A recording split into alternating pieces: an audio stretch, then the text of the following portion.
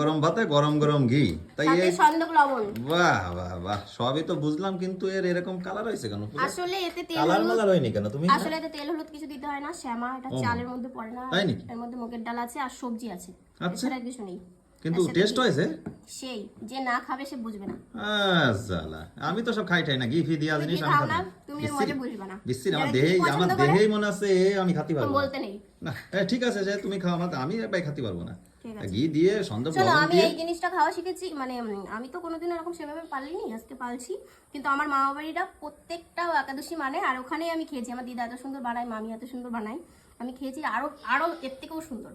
নাও, সব রকমের সবজি দিয়ে বানাই। তুমি খাও। তা যাকে এই রান্না করেছে, একাদশী পালন করছে পূজা, ঠিক আছে, আমি তো করছি না, আমি ডাল ভাত খাচ্ছি, নিরামিষই চলছে আমাদের।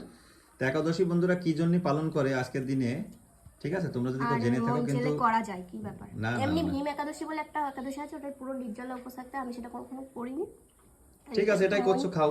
মন চেলো তাই তোমাকে নিয়ে করবো সেটা। ঠিক আছে, দেখা যাবে, হ্যাঁ, তোমার থাকতেই হবে। দেখা যাবে।